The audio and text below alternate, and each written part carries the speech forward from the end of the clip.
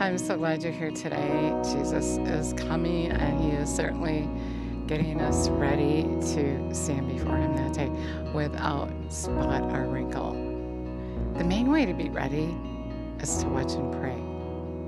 I want to read to you, actually, let's acknowledge him first. Jesus, we thank you for teaching us, for giving us revelation knowledge, for preparing us for that day. And just for waiting, you're waiting for us. You love us so much that you don't want any of us to perish. So I just give you all the praise and all the glory. You're so good. Jesus was telling his disciples, they had supper, and he was telling them what was going to happen to him. He said, one of you are going to betray me. In fact, he said, all of you are going to be offended and stumble and fall away. He was telling them things to come, just like he's telling us. And then he went to the Garden of Gethsemane, and he began to show grief, it says, and distress of mind, and he was deeply depressed.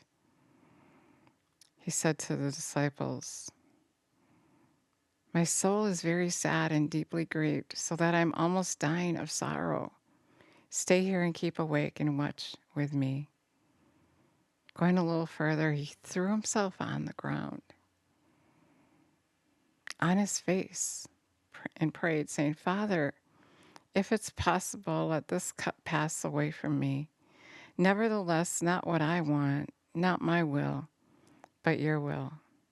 And he came to the disciples and found them sleeping. He said, Peter, are you so utterly unable to stay awake and keep watch with me for 1 hour?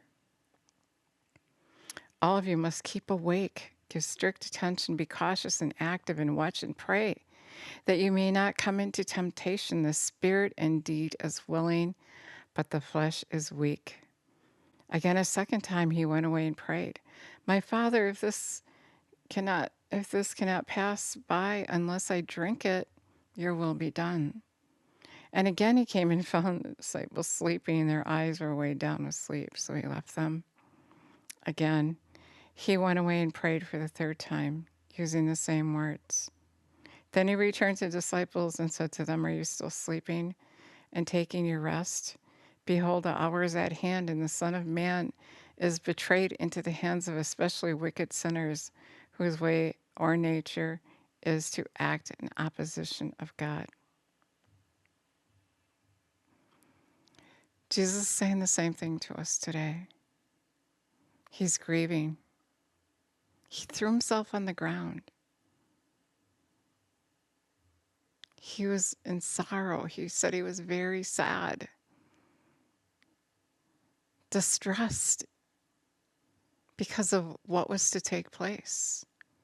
Not only was he going to be betrayed by his friends, mocked, spit at, slapped around, slugged, crucified, whipped, that alone, but to know that your friends would betray you. And then, of course, he's concerned what was going to happen to them. The spirit indeed is willing, but the flesh is weak. And if you would watch and pray, but they fell asleep. He's saying to us today, watch and pray. I'm about to show up. Don't enter into temptation. And the way not to enter into temptation is to watch and pray, to be in union with him, talk to him, find out from him what's happening, what you need to do to be ready. And he's just, he wants to get that point across so strongly to you that you need to watch and pray. As in the day of Noah, he said it's going to be. They were getting married, just doing life as usual, and then the flood. They would drown. And God was so grieved. He was so grieved. He forgot about Noah for 5 months. He showed me he was depressed, grieving, sad, just like Jesus described how he felt. And Jesus is feeling that way for us now. The Father is feeling that way for us now. And there's no other way other to start over again to get rid of sin. That's why he had to drown his own children because of the sin. Then Jesus came to get rid of sin again. His power in you, him living in you, empowers you to live sin-free. You can live sin-free. You can. With Jesus living on the inside of you. Yet still, just as it says in Isaiah, we turn and we go our own way. All he did for us, and we're still not acquainted with him. We don't know him. We have no idea what he's going through because he loves you so much. And you're not paying attention. Just like in the day of Noah, they weren't paying attention. 5 months. You know how it is when somebody in your life leaves and you didn't expect it and you have grief? Well, imagine all his children that he had to let go of.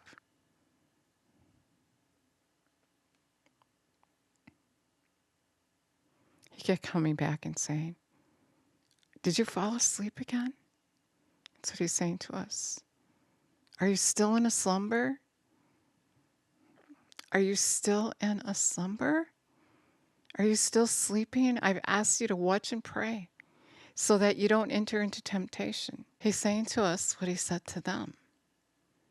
Could you watch and pray so I don't have to lose you? I'm grieving. I'm in sorrow. I'm depressed over what's about to happen. You're not listening. I'm reaching out to you to tell you things to come. Many of you are going to betray me.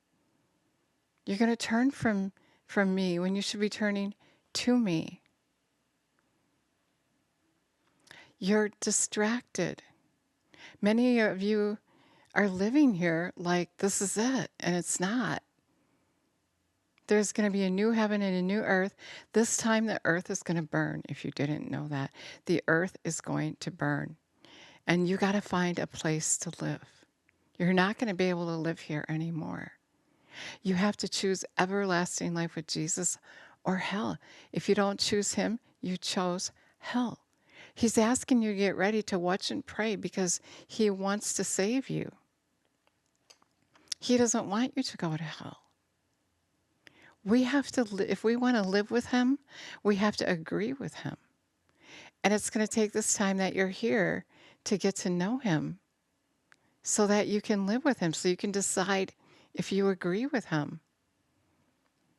It's your decision, it's not his. But he's telling you things to come. He's telling you how it is. You may be calling him Lord. Not everyone who calls me Lord will enter into the kingdom of heaven, but those who do the will of my Father. You may be calling him Lord, but you're not doing his will. And if you're not doing his will, he's going to say, I didn't know you. And then are you going to be in that group that's arguing with him? But Lord, we did this in your name. We did that in your name. You thought you were right with him and you weren't. And only you and him know that thing that you need to fix to be right with him. Don't lean on someone else. Don't ask someone else. If you're ready for Jesus to come, ask him. His spirit living on the inside of you is there for you to talk to him. Ask him. When he gave his life, God's spirit, he said he promised that his spirit would come and live on the inside of those who love him. He's grieving. He laid down his life for you so you can have everlasting life. And he's just asking you to watch and pray so you can be ready. Instead, most of those who call themselves Christians are living just like the world. Just like, this is it. We got to hurry up and have fun before Jesus gets here. And that's not it. It's get ready. Jesus is coming. Get ready to move into heaven. Become like him. Choose him. He's coming for his bride. We're the bride of Christ. He's coming for us who are ready. And so you can't just say you're ready without communicating with him and asking him your son. Not everyone who calls me Lord is going to enter into the kingdom of heaven, but those who do the will of my Father. If you don't know the will of the Father, how can you do the will of the Father? If you think you are doing the will of the Father and you fall into that category, but Lord, I thought I was doing your will. And he's going to say, away from me, I never knew you, you who practice lawlessness. Because you were practicing lawlessness. And you thought you were doing right because you're leaning on your own understanding. We got to acknowledge him. Find out from him. Don't think you know without checking with him. So just like in the day of Noah,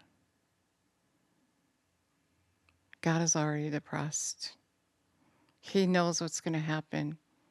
He already knows what it feels like to lose so many children. He hasn't come yet. He's long suffering because we're not ready. The earth is going to burn, and many people don't even know that because we're saying, Lord, but we did this and we did that. But did you tell everyone?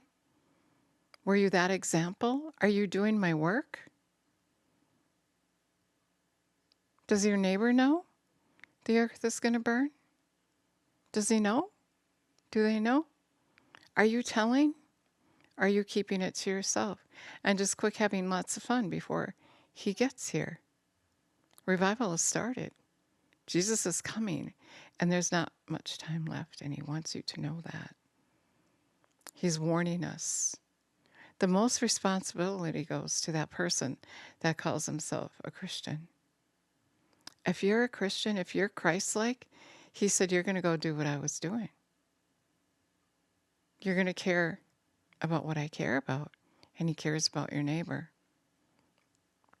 Revelation 3:20, Jesus said he's knocking at the door of your heart.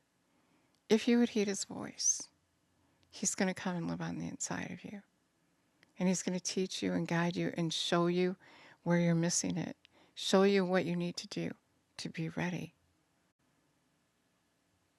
You got to be willing to be corrected. You got to know the word. And he's going to teach you that. But if you won't heed his voice, then he's not going to be living on the inside of you. And you're not going to know. You're going to be oblivious to what's happening. Maybe you already are. Ask him to come and live on the inside of you and to teach you. He said he'd send the Holy Spirit. He'd be your counselor, your standby. He'd tell you things to come. If you're connected with him, you know that he's coming. And you can see revival is here. Many people can't even see that because he's not living on the inside of them. He has to be living on the inside of you. You have to be born of the Spirit. You have to ask him to come and live on the inside of you and then commit to do his will. Commit to heed his voice so that you can move in with him. So he doesn't have to say, away from me, I never knew you. You're breaking my heart that you wouldn't listen, that you wouldn't do my will. You thought you knew more than I did. You thought you were ready, but you never checked with me. I warned you over and over again. Can you see the Father and Jesus so distressed, knowing what's going to happen?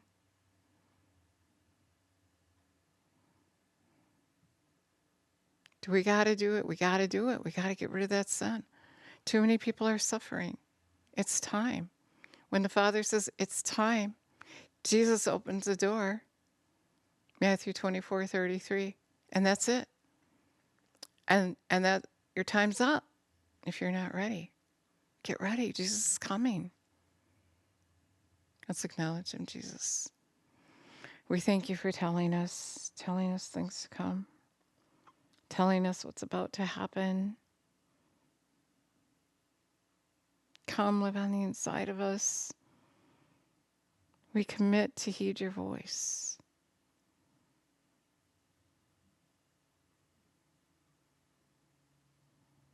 Teach us, tell us things to come. Open our eyes so we can see.